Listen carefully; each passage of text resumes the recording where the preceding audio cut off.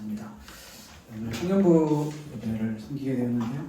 사도행전 1장 6절에서 11절 말씀으로 함께 말씀을 나누는 시간을 갖도록 하겠습니다. 네. 같이 읽나요? 제가 읽나요? 마음대로 하면 되나요? 네, 그럼 같이 읽겠습니다. 우리 6절부터 11절 우리 천천히 또박또박 읽어보겠습니다. 시작. 그들이 모였을 때 예수께 여쭈어 이르되 주께서 이스라엘 나라를 회복하심이 이때이니까 하니 이르시되 때와 시기는 아버지께서 자기의 권한에 주셨으니 너희의 알 바 아니요 오직 성령이 너희에게 임하시면 너희가 권능을 받고 예루살렘과 온 유대와 사마리아와 땅끝까지 이르러 내 증인이 되리라 하시니라. 이 말씀을 마치시고 그들이 보는데 올려져 가시니 구름이 그를 가려 보이지 않게 하더라. 올라가실 때에 제자들이 자세히 하늘을 쳐다보고 있는데 흰옷 입은 두 사람이 그들 곁에 서서 이르되 갈릴리 사람들아 어찌하여 서서 하늘을 쳐다보느냐. 너희 가운데서 하늘로 올려지신 이 예수는 하늘로 가심을 본 그대로 오시리라 하였느니라. 아멘. 동상이몽에서 동상동몽이라고 하는 이 제목의 말씀으로 함께 말씀을 나누고 싶습니다. 먼저 말씀을 시작할 때 동상이몽에 대한 사전적 정의를 함께 공유하고 시작하려고 합니다. 동상이몽은 같은 자리에 자면서 다른 꿈을 꾼다라는 뜻으로 겉으로는 같이 행동하면서도 속으로는 각각 딴 생각을 하고 있음을 이루는 말입니다. 그래서 이 사전적 정의를 기반으로 해서 우리가 함께 말씀을 함께 공유하고 나누는 시간을 가져보겠습니다. 우리 모두는 꿈을 꾸면서 살아갑니다. 여기서 말하는 꿈은 우리가 잠잘 때 꾸는 꿈을 말하는 것이 아니라 내가 바라는 것, 내가 이루고 싶은 것, 소망, 희망, 비전 이런 것을 말합니다. 그래서 우리는 각자 나는 이런 인생을 살고 싶다, 나는 이런 사람이 되고 싶다와 같은 꿈을, 그런 비전을 가지고 살아갑니다. 여러분들은 어떤 꿈과 비전을 가지고 계시나요? 여러분은 어떤 인생을 살고 싶으신가요? 제가 이거를 준비하면서 누구한테 물어보지라고 생각했는데 물어보기 좀 어렵더라고요. 왜냐하면 말하기가 좀 어려울 수도 있으니까. 그래서 스스로 한번 생각해 보시면 좋을 것 같아요. 여러분은 어떤 사람이 되고 싶으신가요? 혹시 이 중에서 범죄나 사회적 무리를 일으키는 그런 종류의 꿈과 비전을 가지고 살아가시는 분은 없을 거라 생각합니다. 그런 종류의 꿈과 비전을 가지고 살아가는 것이 아니라면 기본적으로 꿈을 가지고 사는 삶, 비전을 가지고 사는 삶은 결코 나쁜 삶이라 할 수 없습니다. 그리스도인이건 비그리스도인이건 꿈을 가지고 사는 사람에게는 최소한의 동기부여가 있고 나에게 주어진 오늘이라는 삶을 살아갈 삶의 활력이 있기 때문이죠. 그런데 여기서 우리는 조금 더 범주를 좁혀서 비그리스도인이건 그리스도인이건 꿈을 가진 자는 다 열심히 삶을 살아가는데 거기서 우리는 좁혀서 그리스도인으로 한번 여기 모인 우리 모두의 공통점이 그리스도인의 질문을 해보겠습니다. 그리스도인은 우리가 다른 사람이 아닌 나 스스로에게 던져봐야 할 하나의 질문, 그것은 바로 오늘 제가 여러분들에게 그리고 저 자신에게 던져보고 싶은 질문은 나의 꿈이 하나님의 꿈과 같은 꿈이냐라는 것입니다. 더 정확히 말하면 나는 지극히 나만의 꿈을 꾸면서 살고 있는 것인지 아니면 하나님의 꿈을 함께 꾸며 살고 있는 것인지 우리는 우리 스스로에게 질문을 해봐야 합니다. 다른 사람에게 질문하고 다른 사람의 꿈을 판단할 것이 아니라 나 스스로에게 질문을 해보면 좋을 것 같습니다. 종교개혁자 존 칼빈은 자신의 대표 저서인 기독교 강요에서 이렇게 말했습니다. 인간의 마음은 끊임없이 우상을 만들어내는 공장과 같다. 칼빈의 표현에 따르면 우리의 마음에서 만들어지는 우리의 꿈이 우리가 섬기는 우상이 될 수도 있다는 것입니다. 다른 말로 하면 하나님과 같은 꿈이 아닌 지극히 나만의 꿈을 꾸고 사는 그리스도인들은 하나님을 믿는 믿음을 가지고 있다고 하지만 사실 칼빈의 표현에 의하면 하나님으로 생각하는 우상을 섬기고 있다는 말이 될 수 있습니다. 초기 교부인 어거스틴은 자신의 대표 저서인 고백록에서 이렇게 말했습니다. 주님, 주께서 우리를 주님을 위해 만드셨으니 우리 마음은 주 안에서 쉴 때까지 결코 평안이 없습니다. 어거스틴의 고백은요, 단순한 감성적인 고백이 아닌 인간 존재에 대한 아주 깊은 신학적 선언입니다. 어거스틴의 삶을 아시는 분들은 아시겠지만 그는 자신의 삶을 통해서 깨달았습니다. 쾌락이라는 꿈을 따라 살아가기도 했고 성공이라는 비전을 추구하며 살아가기도 했고 철학을 탐구하며 살아가기도 했습니다. 그러나 그의 마음이 채워지지 않음을 어거스틴은 깨달았습니다. 그래서 어거스틴이 고백했던 주께서 우리를 주님을 위해 만드셨으니 우리 마음은 주 안에서 쉴 때까지 결코 평안이 없습니다 라고 하는 이 고백을 다른 말로 바꾸어서 표현하면 이렇게 표현할 수 있을 것 같습니다. 인간이 하나님의 꿈을 가지고 있지 않은 채로 계속해서 나의 꿈을 꾸면서 살아간다면 결코 그 삶에는 평안이 없구나. 여러분, 꿈을 가지고 살아가는 그리스도인들의 진정한 문제는 남들이 알아주는 그럭저럭 괜찮은 세상에 나갔을 때 꿀리지 않는 멋들어진 꿈이 없는 것이 문제가 아니라 우리 마음이 지극히 하나님과 상관없는 나만의 꿈을 붙잡고 그 꿈을 쫓아서 살아가고 있는 게 우리가 생각해봐야 할 진정한 그리스도인들의 문제가 아닐까 생각합니다. 함께 한다고 하지만 서로 다른 꿈을 꾸면서 살아가는 것, 함께 있다고 하지만 바라보는 방향이 다른 것, 그것이 바로 동상이몽입니다. 오늘 우리가 함께 읽었던 사도행전 1장 6절부터 11절의 말씀에는요, 말과 행동으로 나타나는 대화가 기록되어 있습니다. 누구와 누구의 대화인가요? 예수님과 예수님의 제자들의 대화입니다. 사도행전에 기록되어 있는 이 대화에 대해서 보다 정확히 알기 위해서는 사도행전 앞에 위치하고 있는 책, 한글 성경으로 따지고 보면 요한복음이 순서지만 사실은 사도행전 앞에 위치하고 있는 책은 누가복음인데요. 누가복음과 사도행전을 같이 봐야 합니다. 누가복음과 사도행전은 의사 누가 한 사람이 쓴 하나의 이야기. 그래서 누가복음이 1권이라면 사도행전이 2권으로 생각하고 읽으셔야 합니다. 그래서 많은 이야기를 할 수 있겠지만 가장 단순하게 내용을 정리해보면 1권인 누가복음은요, 예수님의 생애와 그리고 십자가와 부활로 대표되는 예수님의 사역을 기록하고 있고요. 2권인 사도행전은 예수님의 부활 이후에 나타나는 예수님의 승천하심과 예수님의 제자들 그리고 제자들의 사역을 기록하고 있습니다. 이게 분명히 1권과 2권이 구분되는데 사실 어떤 시리즈물은 구분되지만 연결되는 지점, 그래서 그 연결되는 지점의 핵심이 하나가, 이 저자는 항상 하나를 가지고 있는데 그 중요한 핵심 하나가 바로 하나님의 나라입니다. 누가복음과 사도행전 모두 하나님의 나라에 대해서 그 하나님의 나라를 중심점에 두고 많은 이야기들을 기록하고 있는데요. 누가복음에서는 예수님께서 제자들을 부르시고 제자들과 함께 시간을 보내시며 그들에게 끊임없이 십자가와 부활로 설명할 수 있는 하나님의 나라에 대해서 가르치셨고요. 그리고 사도행전을 통해서 우리가 알 수 있는 것은 예수님은 부활하신 후에 곧바로 승천하신 것이 아니라 40일 동안 제자들과 함께 계시면서 역시나 하나님 나라에 대해서 가르치셨습니다. 성경 말씀이 그것을 우리에게 기록하고 있습니다.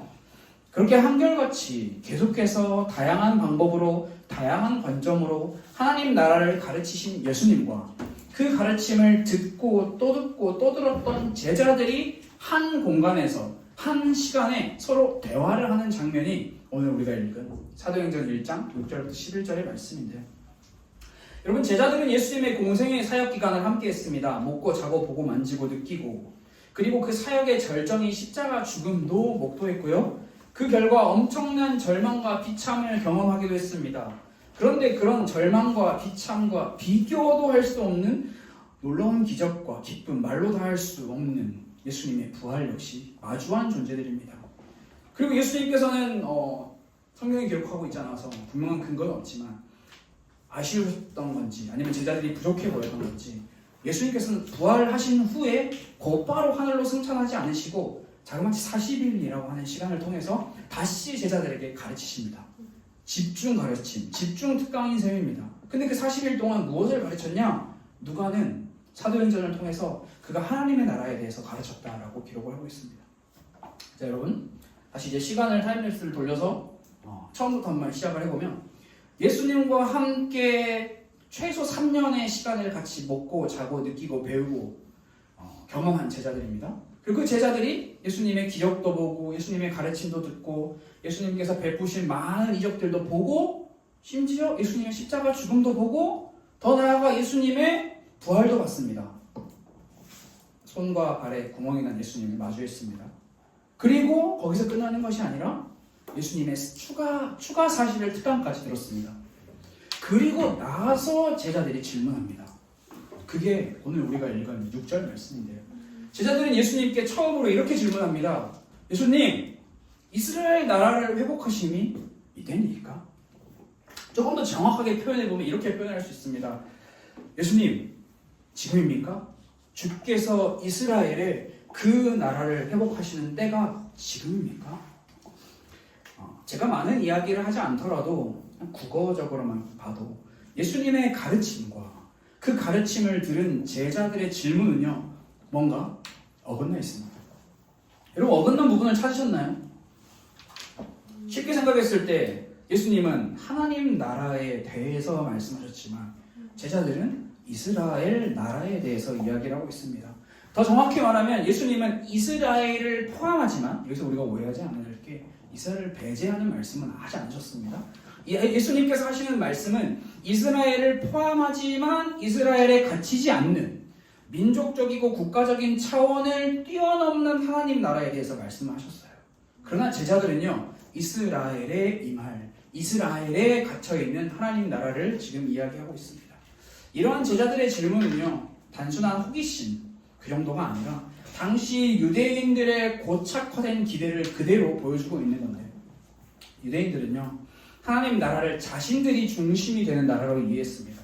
그래서 곧 하나님의 선택은 유대인 중심이다, 이런 이제 공식이 붙어 있었고요. 그리고 두 번째로는 유대인들은요, 모든 민족이 예루살렘으로 몰려오고 이스라엘이 끝내 영광을 누리는 나라를 기대했습니다. 그래서 구약의 이스라엘의 가장 전성기를 보여줬던 다윗 왕국의 회복을 바랬던 것이죠. 근데 실제로 이런 말씀이 구약 성경 곳곳에 포진되어 있기 때문에 유대인들이 그냥 단순히 오해하고 있다, 이 정도의 개념은 아니었습니다.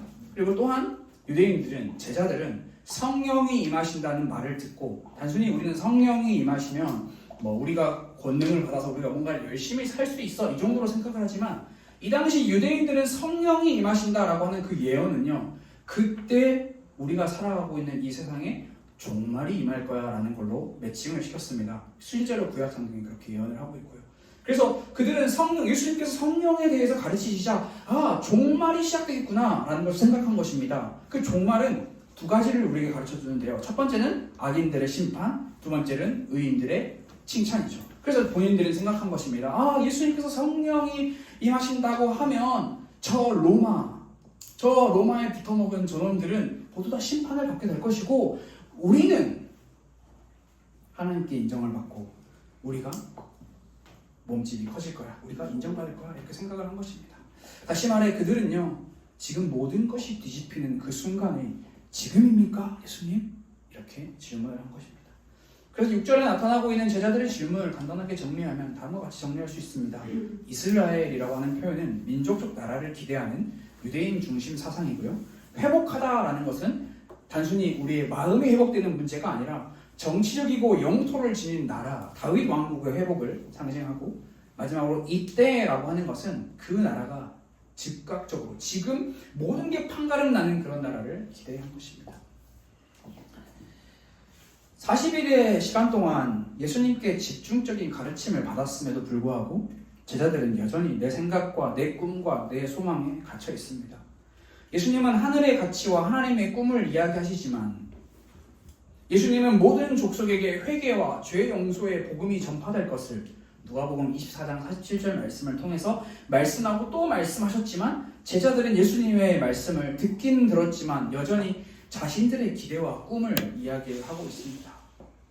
예수님과 제자들은요, 같은 공간에 있고요, 같은 시간 안에 있습니다.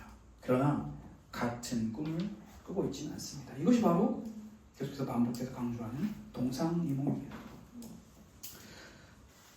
제가 예수님이었다면, 이런 말조차도 굉장히 이단스러운 말이 될 수 있지만, 제가 예수님이었다면 그런 제자들을 향해서 엄청 분노가 치밀었을 것 같습니다. 가르쳐주고 또 가르쳐주고 또 가르쳐줬는데 계속 다른 소리를 하네? 그러나 예수님께서는 다른 꿈을 꾸고 있는 제자들의 질문을 받으신 예수님께서는 제자들에게 이렇게 대답하십니다. 그 대답이 7절 8절인데요. 그래서 7절 8절은 단순히 7절 8절만 외우면 되는 게 아니라 6절에 대한 대답이라는 것을 기억하고 읽으면 훨씬 더 이해가 쉽습니다. 제가 읽어보겠습니다. 이르시되 때와 시기는 아버지께서 자기의 권한에 두셨으니 너희가 알 바 아니요 오직 성령이 너희에게 임하시면 너희가 권능을 받고 예루살렘과 온 유대와 사마리아와 땅끝까지 이르러 내 증인이 되리라 하시니라. 예수님께서는 제자들이 주님께서 회복하시겠다고 말씀하신 그 나라가 이스라엘에 임하는 그 나라가 지금입니까? 라는 그 말씀에 예수님께서는 이스라엘 아니야 라고 말씀하지 않으셨습니다. 이스라엘의 회복 자체를 반대하지 않으셨습니다. 오히려 예수님께서는 제자들의 관심을 전혀 새로운 방향으로 돌리는 대답을 하십니다. 예수님의 대답은요, 하나님의 나라를 이스라엘이라고 하는 영토와 백성에게만 제한하려는 제자들의 발상을 전환시키는 대답인데요. 그래서 예수님께서는 세 가지, 하나님 나라의 세 가지를 통해서 그들에게 설명을 해주십니다. 주보에도 기록이 되어 있습니다. 첫 번째는 하나님 나라는 어떤 나라냐? 니네가 생각하는 것처럼 육적인 특성이 가득한 것이 아니라 영적인 특성을 갖는 나라가 바로 하나님의 나라야. 하나님의 나라는 지도상에 표현되어 있는 영토적 개념이 아니라 성령 하나님에 의해 하나님 백성들의 삶에 구현되는 그분의 통치와 다스림이 있는 곳이 바로 하나님의 나라. 즉 하나님의 임재와 다스림이 있는 곳이 하나님의 나라다라고 예수님께서 가르쳐주고 계십니다. 찬송가 438장 내영원의 은총 입어라고 하는 찬양의 3절 가사에 보면 높은 산이 거친 들이 초막이나 궁궐이나 내 주 예수 모신 곳이 그 어디나 하늘나라. 할렐루야 찬양하세 내 모든 죄 사함 받고 주 예수와 동행하니 그 어디나 하늘나라. 여기서 하늘나라라는 표현이 하나님 나라를 상징합니다. 하나님 나라에 대한 분명한 인식을 가지고 있는 자들은요, 그래서 하나님 나라에 대한 분명한 인식을 가지고 있는 자들은요, 특정 공간, 특정 지역에 의존하거나 집착하지 않습니다. 내가 있는 그곳에서 하나님의 임재를 갈망하는 자들이 진정한 하나님의 나라에 대한 분명한 인식을 가지고 있는 자들의 삶이라고 할 수 있습니다. 또한 하나님의 나라는 군인들이 아니라 증인들에 의해서 전쟁 선포가 아니라 평화의 복음을 통해 그리고 군사력이나 정치적 술책이나 혁명적 폭력이 아니라 성령의 역사에 의해 점차 확장되는 나라가 바로 하나님의 나라다라는 것을 예수님께서 가르쳐주고 계십니다. 우리는 여기서 한 가지 의아한 점을 발견할 수 있는데요. 예수님은 하나님이시잖아요. 하나님이신 예수님이 마음만 먹으면 하늘 군대를 동원하실 수 있습니다. 이 땅에 있는 로마 군대 사실 별것도 아니죠. 그러나 하나님께서는 하나님의 나라를 확장시키는 방법을요, 그런 방법을 사용하지 않으십니다. 하늘 군대를 동원하실 수 있으신 하나님께서 하나님의 나라를 확장시키는 방법은 별 볼 일 없어 보이는 제자 한 사람, 그가 보고 듣고 느낀 것을 가서 전하는 방식으로, 다른 말로 표현하면 증인의 방식으로 사용하십니다. 그래서 우리에게 이러한 예수님의 태도와 예수님의 사역은요, 우리의 자세를 돌아보게 합니다. 우리는 하나님의 나라를 확장시킨다라고 하는 그 방법을 예수님처럼 겸손과 섬김과 어떻게 보면 보잘것없는 인정받지 못할 수 있는 그런 자세를 우리는 우리의 삶에서 올바르게 행하고 있는가? 이렇게 잘 생각할 수 있을 것 같습니다. 여러분, 이게 하나님 나라의 성격입니다. 이 성격을 따라, 이 가치관을 따라 살기 원하는 것이 예수님의 가르침이고 하나님의 꿈인 것이죠. 두 번째로는 하나님 나라의 구성원입니다. 제자들은요, 유대인 중심의 하나님 나라를 꿈꿨습니다. 이스라엘 중심. 그러나 예수님께서 말씀하신 하나님 나라는요, 전 세계 사람들이 구성원입니다. 제자들은 여전히 협소하고 민족주의적인 열망을 간직하고 있었기 때문에 이스라엘의 국가적 독립이 이제 일어납니까? 로마로부터 우리 드디어 해방받을 수 있습니까? 라고 예수님께 물어봤습니다. 그런데 예수님께서는요, 예루살렘을 시작하여 유다, 사마리아 땅끝이라는 말씀을 통해서 제자들의 시야를 넓혀주는 답변을 주신 겁니다. 그리고 이 예수님의 답변에는 이런 의미도 포함되어 있습니다. 예수님은 제자들이 잃어버린 이스라엘 나라가 회복됨으로써 니네가 이스라엘 나라에서 한 자리씩 차지하는 그런 높은 자리로 올라가서 권력을 가지는 사람이 될 거야. 그래서 니네가 거기서 내가 너네에게 가르쳐준 모든 것을 너네가 퍼뜨려. 이런 것을 말씀하지 않으시고요. 너네 한 자리는 주어지지 않아. 너네는 그저 나의 증인이 될 거야. 그리고 그 일이 가능하도록 내가 가면 성령 하나님이 임하실 거야 라는 것을 이야기하십니다. 제자들의 기대와 전혀 다른 방법으로 전혀 다른 시야를 보여주시는 것이죠. 이후에 나타나는 사도행전의 기록들을 보면 제자들은요, 예수님께서 말씀하신 그대로 그들 나라인 예루살렘에서부터 증인의 사역을 시작하게 됩니다. 그리고 그 증인의 사역은요, 그들의 능력과 그들의 힘으로 이루어지지 않고 그들에게 임한 성령의 도우심으로 이루어집니다. 그리고 그들의 사역은 성령의 도우심을 따라 계속해서 점진적으로 확장되게 됩니다. 그게 연결되는 지점이 세 번째인데요. 제자들의 관심은 그 때가 어느 때인지에 있었습니다. 그들이 생각하는 때는요, 끝을 염두에 두고 있었습니다. 처음에도 말씀드렸던 것처럼 끝이 오면 하나님의 심판이 임할 거고 하나님의 상급이 임할 거야. 끝을 생각했습니다. 그래서 내가 지금까지 어떻게 살아왔는데, 내가 지금까지 얼마나 고생을 당했는데 이 모든 것이 그 끝에 보상받을 수 있을 거야. 하나님 나라, 성령의 임하심. 그러나 예수님의 말씀은 끝을 이야기하는 것이 아니라 새로운 시작을 이야기하고 계십니다. 내가 가면 니네는 증인으로 삶을 살아야 해. 새로운 삶을 보여주시는 것입니다. 예수 그리스도의 십자가와 부활 그리고 승천으로 인한 성령의 오심이라는 새로운 시작을 말씀하고 계십니다. 제자들이 진정으로 알아야 할 것은 성령을 통해 부어지는 권능으로 우리가 멈춰 있는 것이 아니라 앞으로, 옆으로, 위로, 아래로 끊임없이 흩어지는 것, 증인의 삶을 사는 것, 예수님의 삶을 말하고 예수님의 삶을 내가 구현해내는 것, 그것을 제자들은 진정으로 알아야 합니다. 다시 말해 제자들에게 중요한 것은 예수님께서 사셨던 삶의 방식을 따라가는 사명이 중요한 것입니다. 그런 삶을 살아갈 때 비로소 하나님의 나라가 점진적으로 확장되는 것을 경험할 수 있기 때문입니다. 그래서 제자들은 예수님께 예수님 지금입니까? 우리가 더 이상 이제 인정받을 수 있습니까? 라는 것을 질문을 던졌지만 예수님은 니네 앞으로 어떻게 살아야 해? 라는 것을 전혀 다른 대답으로 가르쳐주고 계시는 것입니다.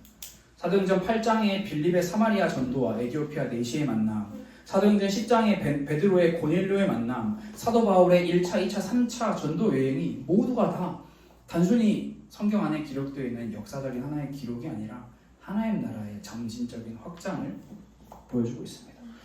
여러분, 하나님은 손가락이 있으시다고 가정하고 손가락 한번 튕기면 사실 온 우주와 모든 세계에 하나님 나라가 강압적으로 임하게 하실 수 있는 능력이 있으신 분이시죠.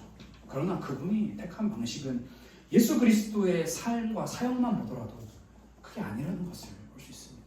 죽음으로써 별 볼 일 없는 볼품없는 이야기들로서 하나님의 나라를 하나님 나라를 확장하시고 그 안에서 사역하고 있는 자들을 하나님께서는 끊임없이 찾으시고 인도하시고 함께 하신다라는 것, 이 부분을 우리가 기억할 필요가 있습니다. 이렇게 예수님께서는 하나님 나라에 대해서 다시 한번 알려주시고 40일 동안 알려주셨는데 또 한 번 알려주시고 그들이 지켜보는 가운데서 하늘로 올라가셨습니다. 그리고 그렇게 올라가신 예수님을 바라보고 있는 제자들에게 흰옷 입은 두 사람이 와서 이야기를 합니다. 11절에 이렇게 기록이 되어 있습니다. 이르되 갈릴리 사람들아 어찌하여 서서 하늘을 쳐다보느냐? 너희 가운데서 하늘로 올려주신 이 예수님은 하늘로 분명히 가셨습니다. 하나님의 우편으로 가신 것이죠.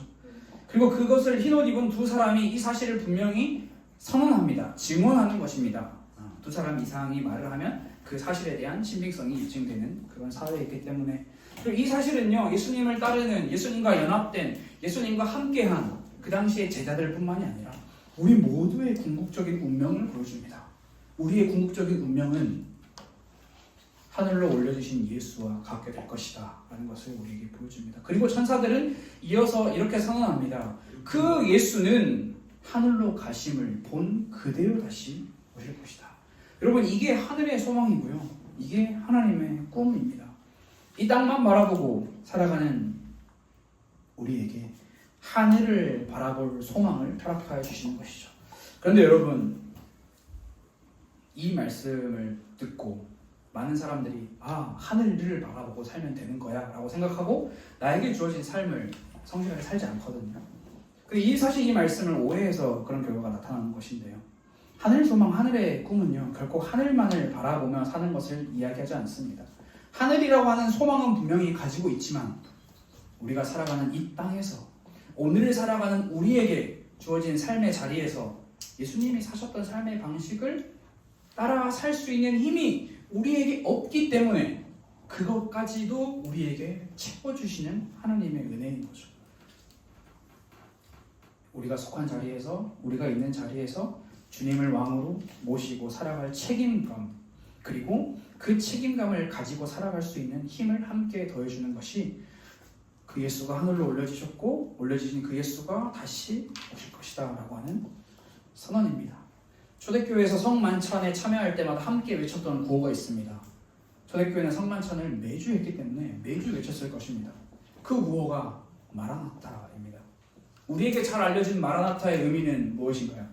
주 예수여 오소서입니다. 미래적 소망을 나타내는 표현입니다. 지금 내가 살고 있는 내 삶이, 내가 살고 있는 내 인생이 너무나 힘들고 척박한데 주님이 다시 오실 그때에 모든 것이 바르게 제자리를 찾게 될 것입니다 라고 하는 미래적 소망을 나타내는 표현입니다. 그러나 이 마라나타라고 하는 구호에는요, 단순히 미래적인 소망만을 담고 있지는 않습니다. 현재적 확신도 함께 담고 있습니다. 이런 의미가 있습니다. 십자가에 못 박히시고 부활하신 주님이 지금 우리와 함께 있습니다. 미래적 소망을 품을 수 있는 근거가요, 우리의 입술의 외침에 있는 마라나타 마라나타 마라나타 한다고 해서 우리가 미래적 소망을 품을 수 있는 존재들이 아닙니다. 이미 우리랑 어떻게 보면 우리랑 상관없이 이미 하나님의 위대한 계획 안에서 십자가와 부활을 이루신 예수님, 그분께 모든 소망과 모든 근거와 모든 동력이 있다라는 것을 고백하는 것이 바로 마라나타의 현재적 확신입니다. 십자가에 못 박히시고 부활하신 주님이 지금 우리와 함께 계십니다. 그래서 여러분, 올바른 마라나타의 신앙은요, 한편으로는 십자가와 부활을 이루신 예수 그리스도를 신뢰하는 것이고요, 다른 한편으로는 다시 오실 주님을 소망하는 것입니다. 어느 한쪽으로 치우치지 않습니다. 현재만 고집하는 것도 미래만 고집하는 것도 아닙니다. 현재와 미래 모두의 주인이신 예수 그리스도를 바라보며 우리에게 맡겨진 삶 속에서 예수의 삶을 살아가는 것, 그리고 그 삶을 살아갈 때 나의 꿈과 나의 목적을 우선시 삼는 것이 아니라 다시 오실 주님을 소망하며 사는 것, 그것이 진정한 마라나타의 신앙입니다. 말씀을 정리하겠습니다.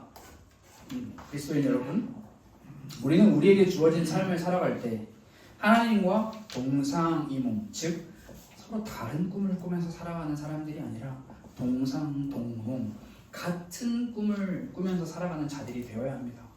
그렇게 살기 위해 우리에게 필요한 것이 있습니다. 아자아자 열심히 살아보자, 화이팅, 응원의 멘트 필요합니다. 없는 것보단 낫죠. 그러나 사실 거기에 동상동몽의 삶의 핵심이 있지는 않습니다. 하나님과 같은 꿈을 살아가는 삶은요, 우리가 열심히 살아보자, 우리 열심히 해보자 하기 이전에 먼저 하나님께서 계획하셨던 하나님의 꿈이라는 것을 기억해야 합니다. 다시 말해, 우리가 이렇게 해보자 저렇게 해보자 하기 전부터 사람을 향해 펼쳐져 있는 하나님의 꿈인 것이죠.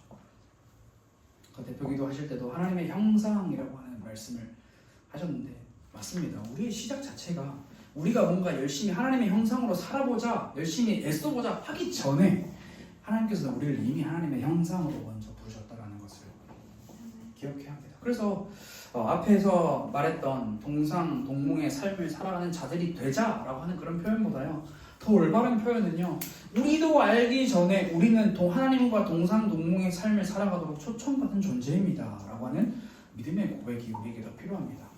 하나님께서는 사람과 함께 하기를 원하셨습니다. 창세기 말씀을 보면 기록되어 있죠. 하나님과 같은 꿈을 꾸며 참된 기쁨을 누리기를 원하셨습니다. 그러나 사람이 죄로 인해 하나님을 떠나게 되었고 하나님과 같은 꿈을 꾸지 못하는 사람은 사람의 꿈을 꾸는 인생이 되어버렸습니다. 세상은 같은 꿈을 꾸지 못하는 사람들을 향해서 이렇게 이야기합니다. 당신은 우리와 함께 갈 수 없습니다. 그러나 하나님은 하나님의 꿈을 버리고 떠난 인간들에게 너네는 나와 같이 갈 수 없어 라고 말씀하셨나요? 그렇지 않으셨습니다. 하나님은 끊임없이 손을 내미시고 함께 꿈꾸지 않을래? 함께 꿈꾸자. 니네가 꿈을 못 꾸구나? 그러면 내가 너네가 꿈꿀 수 있게 모든 방법을 다 동원할게. 끊임없이 초청을 하셨습니다. 하나님의 초청장은요, 단순히 글 몇 번 써가지고 보내는 초청장이 아니라 하나님이신 분께서 사람의 몸을 입고 이 땅에 오신 초청장이죠. 예수 그리스도. 예수 그리스도가 하나님께서 우리를 초청하시는 그 초청장입니다. 그분을 믿고 그분을 알고 그분과 함께하는 삶이 곧 하나님과 함께 꿈꾸는 삶이라는 것을 우리는 알 수 있죠. 그 삶을 통해서 우리는 동상이몽의 삶에서 동상동몽의 삶을 살아갈 수 있습니다. 내 자격과 내가 이루어낸 무언가로 할 수 있는 것이 아니고요. 우리가 무언가를 하기도 전에 이미 우리를 향한 하나님의 계획이 있는 것입니다. 이 사실을 바르게 알고 내 인생과 내 성공과 내 계획이라는 꿈이 아닌 하나님의 꿈, 예수님의 꿈을 우리가 바라보고 살기 원합니다. 나의 꿈보다 훨씬 더 크고 영원한 꿈인 하나님의 꿈으로 우리를 초청하신 하나님 앞에 우리가 매일의 삶에서 나아가기 원합니다. 우리 함께 기도하겠습니다. 하나님 감사합니다.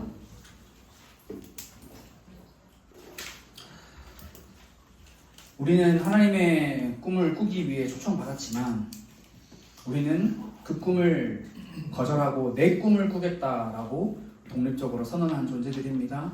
그러나 그런 우리를 향해 계속해서 끊임없이 하나님의 꿈으로 우리를 불러주시고 초청해주신 그 하나님의 은혜를 우리가 다시 기억하고 되새기길 원합니다. 주님, 우리의 열심과 우리의 노력도 필요합니다. 그러나 그보다 먼저 우리에게 끊임없이 베풀어 주시는 하나님의 은혜가 더 우선시되고 더 먼저됨을 우리가 기억하게 하옵소서. 주님, 제자들의 모습이 우리의 모습입니다.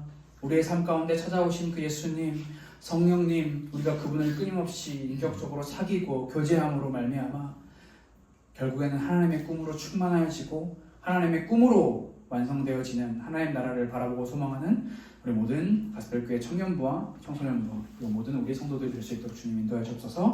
살아계신 예수 그리스도의 이름으로 기도드렸습니다. 아멘. 네, 주기도문으로 함께 기도를 마치도록 하겠습니다. 하늘에 계신 우리 아버지여, 이름이 거룩히 여김을 받으시오며 나라가 임하시오며 뜻이 하늘에서 이루어진 것 같이 땅에서도 이루어지이다. 오늘 우리에게 일용할 양식을 주시옵고 우리가 우리에게 죄 지은 자를 사하여 준 것 같이 우리 죄를 사하여 주시옵고 우리를 시험에 들게 하지 마시옵고 다만 악에서 구하시옵소서. 나라와 권세와 영광이 아버지께 영원히 있사옵나이다. 아멘.